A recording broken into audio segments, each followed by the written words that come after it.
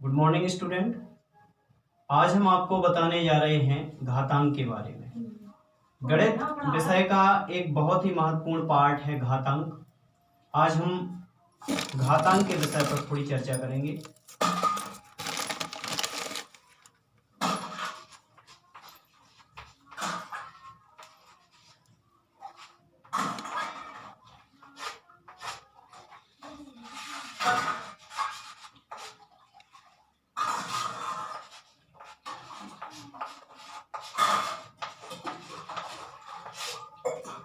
जैसा कि आपने देखा है कि इस कोरोना के समय में ऑनलाइन क्लासेस का क्रेज बहुत ही बढ़ चुका है, तो हमने भी कहीं ना कहीं आपकी सुविधा के लिए ऑनलाइन क्लासेस स्टार्ट की हैं। आइए हम चर्चा करते हैं, अपने विषय पर आते हैं और घातांक के बारे में चर्चा करते हैं। घातांक का अगर हम शाब्दिक अर्थ देखें तो घातांक का अर्थ होता है घात प्लस अंक, मतलब घात का अंक। अगर हम इसका हिंदी में सीधा सीधा अर्थ लें तो होता है कि घात का अंक।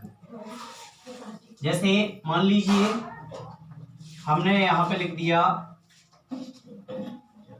4 की पावर 2, मतलब इंग्लिश में घातांक को पावर बोला जाता है। हमने लिख दिया है 4 की घात 2, 4 की घात 2। अच्छा, यहाँ पे जिस संख्या के ऊपर घात लगी होती है वो आधार संख्या कहलाती है, और जो घात लगी होती है वो घातांक कहलाता है। जैसे अगर हम इसका कहें कि 4 का घातांक कितना है तो वो 2 है। एक चीज और मैं आपको यहाँ पे बताना चाहूंगा, जो 2 की घात होती है उसको अगर हम गणित विषय में देखें तो हिंदी में वर्ग बोला जाता है, इंग्लिश में स्क्वायर बोला जाता है। इसी प्रकार 3 की घात को अगर हम देखें तो हिंदी में घन बोला जाता है और इंग्लिश में क्यूब बोला जाता है। लेकिन क्योंकि अगर इसके अलावा और कोई है तो उसको सीधा उसकी घात बोला जाता है। जैसे अगर हमने लिख दिया यहाँ पे 4 की घात 5, यहाँ पे हमने लिख दिया 4 की घात 5, मतलब इसका मीन्स हुआ कि 5 के ऊपर 4 की घात। इसको हम केवल 3 की घात को क्यूब बोला जाता है और 2 की घात को या 2 की घात को वर्ग बोला जाता है, इंग्लिश में स्क्वायर बोला जाता है। इसी प्रकार 3 की घात को हिंदी में घन बोला जाता है, इंग्लिश में क्यूब बोला जाता है। आइए चलिए आगे बढ़ते हैं। अब इसका अर्थ क्या होता है? इसका अर्थ सीधा सीधा मैं आपको बताना चाहूंगा। इसका अर्थ सीधा सीधा होता है कि जिस संख्या के ऊपर जितने की घात होती है उस संख्या का हम उतनी बार गुणा करते हैं, उस संख्या का हम उतनी बार गुणा करते हैं। जैसे यहाँ पे लिखा हुआ है 4 की घात 2, यहाँ पे लिखा हुआ है 4 की घात 2, तो इसका मीन्स हुआ कि यहाँ पे 4 का 2 बार गुणा करना है। यहाँ पे एक बात और नोट करने वाली है कि यहाँ पे इसका मीन्स ये नहीं होता है कि आप इसको ऐसा लिख दो कि 4 गुणा 2, यहाँ पे ऐसा नहीं लिख सकते हैं, क्योंकि इसका अर्थ होता है कि उस संख्या का उतने बार गुणा, ना कि उतने में गुणा। तो ये यहाँ पे बात नोट करने वाली है। यहाँ पे इसका मतलब होता है कि 4 की पावर अगर 2 है, 4 की घात 2 लगी हुई है, तो इसका मीन्स होता है कि 4 का 2 बार गुणा, तो 1 बार हो गए और यहाँ पे 1 बार, तो यहाँ पर हो गया जी 16। इसी प्रकार यहाँ पे 5 की घात 4 लिखा हुआ है, तो इसका मीन्स हुआ कि 5 का आपको 4 बार गुणा करना है, ना कि 5 का 4 में गुणा। तो यहाँ पे हम इसको लिख देंगे 5 गुणा 5 गुणा 5 गुणा 5। अब इसका हम मल्टीप्लाई कर लेंगे, जितना आएगा वो आपका इसका मान कहलाएगा। अब हम आगे बढ़ते हैं तो इनके घातांक के भी कुछ नियम होते हैं, घातांकों के भी कुछ नियम होते हैं। जैसे कि घातांकों के जोड़ भी होते हैं, घातांकों के घटाना भी होते हैं। सबसे पहले हम घातांकों के जोड़ पे बात करते हैं। जैसे मान लिया हमने यहाँ पे कि 2 की घात 3 लिखा हुआ है और 4 की घात 2 लिखा हुआ है। हम कहें कि इनको आपस में जोड़ना है, इनको आपस में जोड़ना है, तो यहाँ पे अगर हमने प्लस का चिन्ह लगा दिया तो इसका मतलब है कि इन दोनों को आपस में जोड़ना है। अब इन दोनों को कैसे जोड़ना है तो इसका भी मैं आपको करके बताता हूं। जैसे 2 की घात 3 लिखा हुआ है, तो इसका मतलब है कि 2 का 3 बार गुणा। इसके बाद प्लस का चिन्ह लगा हुआ है, तो प्लस का चिन्ह 4 के ऊपर 2 की घात, मतलब 4 का 2 बार गुणा। अब यहाँ पे हम गुणा कर देंगे इनका, 2 का गुणा 2 में, तो 2 दूनी 4, 4 का गुणा 2 में, तो 4 दूनी 8, प्लस यहाँ पे 4 का गुणा 4 में हो जाएगा, तो ये आपके 16 हो जाएंगे। यहाँ पे अब इन दोनों को हम आपस में जोड़ देंगे तो ये आपका 24, ये आपका आंसर कहलाएगा। तो ये हो गए आपके घातांकों के जोड़। अब इसी प्रकार घातांकों के घटाना भी होते हैं। जैसे हमने यहाँ पे लिख दिया 5 की घात 3 प्लस 2 की घात 4, 5 की घात 3 सॉरी घटाना, तो यहाँ पे माइनस का चिन्ह लगा देंगे। 5 की घात 3 माइनस 2 की घात 2। यहाँ पे अब इसको कैसा करेंगे, 5 के ऊपर 3 की घात लगी हुई है, मतलब इसका 5 का 3 बार गुणा, फिर माइनस का चिन्ह, फिर 2 के ऊपर 4 की घात लगी हुई है, मतलब 2 का 4 बार गुणा। अब इसका हम आपस में गुणा करेंगे, 5 का 5 में होगा तो 5 25, और फिर 25 का हो जाएगा फिर 5 में, तो 25 पंचे 625, माइनस यहाँ पे 2 दूनी 4, 4 दूनी 8, 8 दूनी 16। यहाँ पे अब 625 में से हम 16 घटा देंगे तो जितना आएगा वो आपका आंसर कहलाएगा। जैसे यहाँ पे हमने घटाया,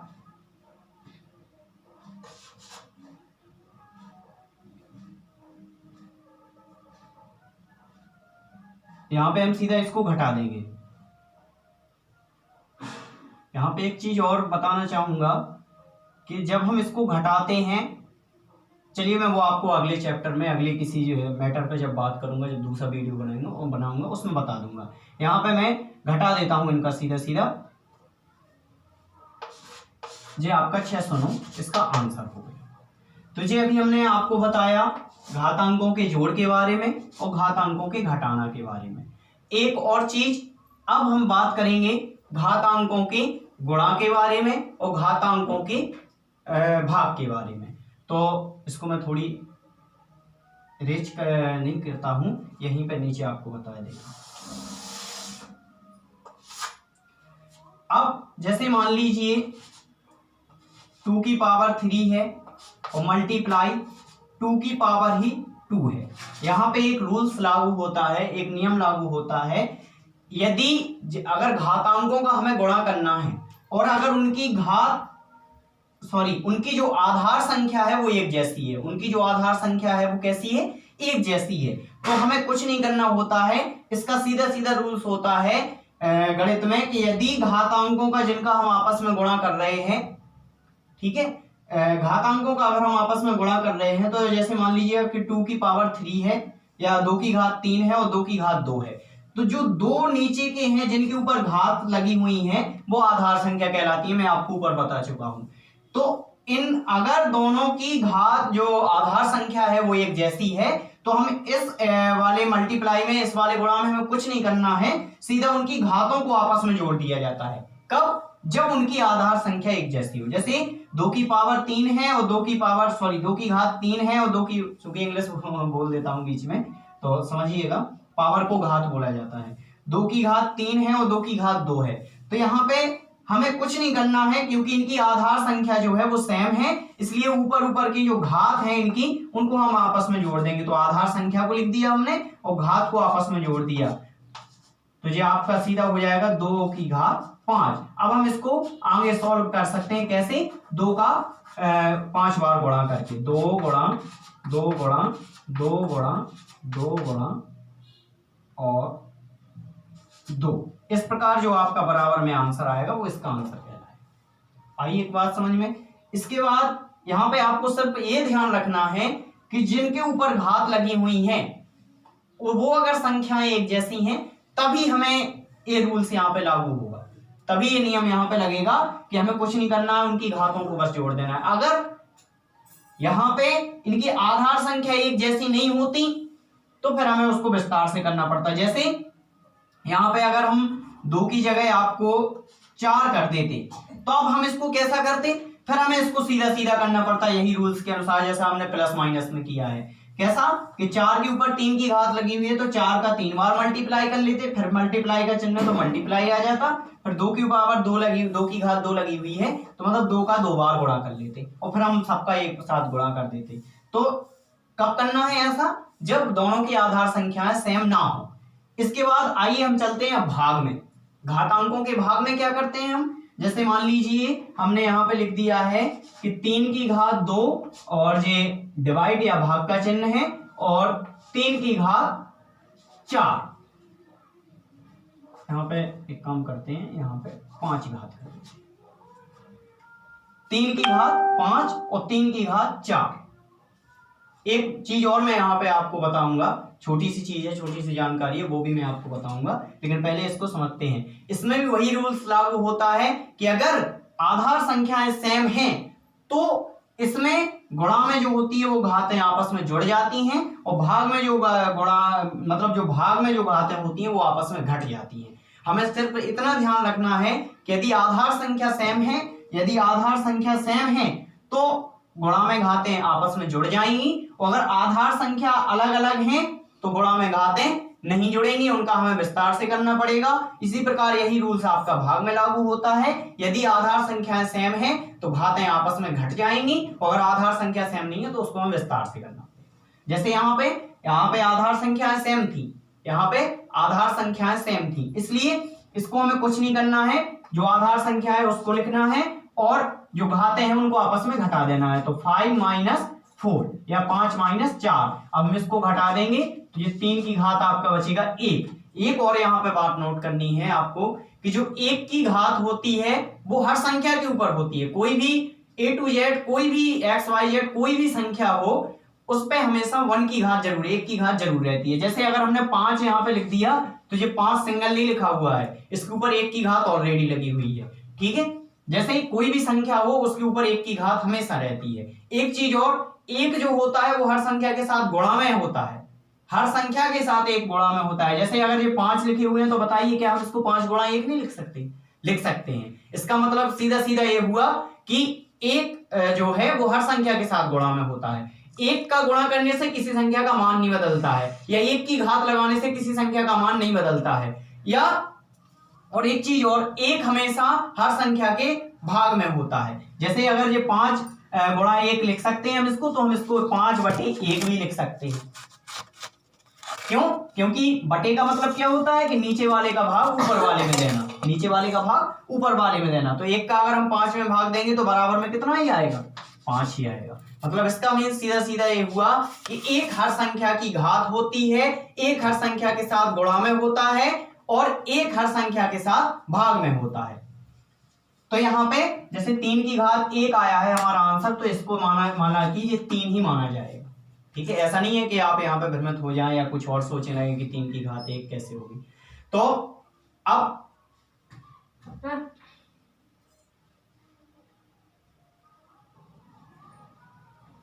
इसके बाद ये हो गए आपके भागों के घातांक के भाग। घातांकों के भाग में अगर आधार संख्याएं सेम है तो आपस में घातें माइनस हो जाएंगी। इसी प्रकार गुणा में अगर घातें आधार संख्या सेम है तो घातें आपस में प्लस हो जाएंगी, जुड़ जाएंगी। और अगर घातें अलग अलग हैं तो उनको हमें विस्तार से करना पड़ेगा। जैसे मान लीजिए यहाँ पे, अच्छा एक चीज और, चूंकि इसमें जगह नहीं है लेकिन फिर भी मैं बताने का आपको कोशिश करता हूं कि यदि यहाँ पे आधार संख्याएं सेम ना होती, अगर आधार संख्याएं सेम ना होती तो क्या करते? अगर आधार संख्याएं आपकी सेम ना होती तो जैसे मान लीजिए यहाँ पे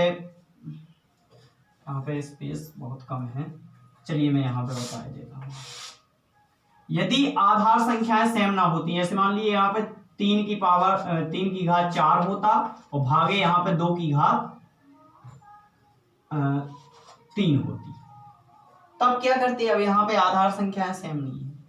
अब यहाँ पे हमें कुछ नहीं करना है। एक चीज और मैं आपको यहाँ पे एक छोटी सी नॉर्मल जानकारी है वो बताना चाहूंगा। क्या है कि गणित में बहुत सी छोटी छोटी चीजों को हम इग्नोर कर देते हैं, उन पे ज्यादा ध्यान नहीं देते हैं। लेकिन एक चीज मैं यहाँ पे आपको बताना चाहूंगा, यदि हम किन्हीं भी दो संख्याओं को आपस में भाग के रूप में लिखते हैं तो उसको 3 प्रकार से लिखा जा सकता है। या तो जैसे मान लीजिए हमें 10 का भाग 20 में देना है, 10 का भाग हमें 20 में देना है, तो उसको हम इस रूप में भी लिख सकते हैं। देखिए यहाँ पर बताना चाहूंगा आपको,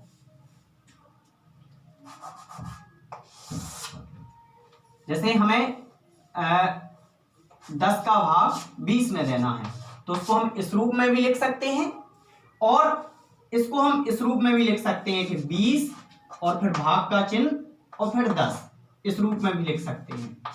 इसके बाद इस रूप में भी इसको लिख सकते हैं कि 20/10, क्योंकि जो बटे का मतलब होता है उसका मतलब होता है भाग, उसका मतलब होता है भाग, यानी नीचे वाले का ऊपर वाले में भाग देना है, ये बटे का मतलब होता है। तो कहने का मतलब कि भाग को हम इस रूप में भी लिख सकते हैं, इस रूप में भी लिख सकते हैं और इस रूप में भी लिख सकते हैं। तो ये एक छोटी सी नॉर्मल जानकारी है। तो यहाँ पे चूंकि ये 3 की घात 4 लगी हुई है, भागे 2 की घात 3 लगी हुई है, तो इसको हम सीधा सीधा ऐसा लिख सकते हैं 3 की घात 4 बटे 2 की घात 3। यहाँ पे अभी हमने आपको बताया कि 3 रूप में लिख सकते हैं, तो ये इस रूप में लिखा है, हम इसको इस रूप में लिख सकते हैं। आगे अब हम इसका सीधा विस्तार से कर लेंगे कि 3 की घात 4 लगी हुई है, मतलब 3 का 4 बार गुणा, और बटे 2 की घात 3 लगी हुई है, मतलब 2 का 3 बार गुणा, 2 गुणा 2 गुणा 2। अब हम इसका सॉल्व कर लेंगे, इनका गुणा करके और इनका गुणा करके। जैसे 3 त्रिका 9, 9 × 27 = 81, ऊपर 81 आ जाएगा, बटे 2 दूनी 4 दूनी 8। अब अगर यहाँ पे इनका आपस में भाग जाता है तो हम इसको काट भी सकते हैं, लेकिन यहाँ पे नहीं आ रहा है इसको, इसलिए हम इसको नहीं काटेंगे। तो एक छोटी सी नॉर्मल जानकारी थी। अब मेरे ख्याल से इस घातांक के चैप्टर में आपका कुछ नहीं बचा, केवल आपको इतना याद रखना है कि 2 की घात को हिंदी में वर्ग बोला जाता है और 3 की घात को हिंदी में घन बोला जाता है, 2 की घात को इंग्लिश में स्क्वायर बोला जाता है और 3 की घात को इंग्लिश में क्यूब बोला जाता है। इतनी सी नॉर्मल जानकारी आपको रखना है। और एक चीज और आप लोगों को करना है, क्योंकि क्या है, जिस स्तर की मैंने अभी आपको ये घातांक पढ़ाए हैं, इस स्तर पे एक चीज बहुत याद रखने वाली चीज है कि आपको 1 से लेके जितने हो सके वर्ग अपने स्वतः ही याद कर लेना है, ताकि उनका हमें आपस में गुणा नहीं करना पड़े। जैसे अगर हमने पूछ दिया कि आप 15 का वर्ग बताइए, वर्ग मतलब 2 की घात, 15 का वर्ग बताइए, तो ऐसा नहीं किया फिर आप 15 का गुणा करते रहें, तो हमें ऐसा नहीं करना है। हमें सीधा जहां तक हो सके उनके वर्ग याद कर लेना है, उनकी वर्ग याद कर लेना है। इसी प्रकार हमें लगभग 1 से लेके जितने हो सके उनके घन भी याद कर लेना है। ऐसे में आपको एक सहूलियत होगी कि जब भी आप कभी सवाल लगा रहे हैं, कोई बड़ा सवाल है, या कभी आप परीक्षा में बैठे हुए हैं और समय कम है, तो वहां पे आपको ऐसी चीजें बहुत काम में आएंगी। इसलिए मैं आपसे एक जरूर अनुरोध करूंगा कि आप लोग 1 से लेके जितने भी हो सके वर्ग मतलब अपने स्वतः ही याद कर लेना, याद रख कर लेना है, और 1 से लेके जितने हो सके वो आपको वर्ग भी घन भी याद कर लेना है। तो ये एक नॉर्मल छोटी सी जानकारी। और मेरे ख्याल से अब इस घातांक के चैप्टर में कुछ नहीं बचा है। अब आपको लगभग मुझे आशा है कि समझ में आ गया होगा। जो भी आपको समझ में नहीं आया है, आप बेझिझक होके मुझे ग्रुप में मैसेज करके, ग्रुप में या मेरे नंबर पे कॉल करके मुझसे पूछ सकते हैं। बहुत बहुत धन्यवाद, बहुत बहुत धन्यवाद। Thank you.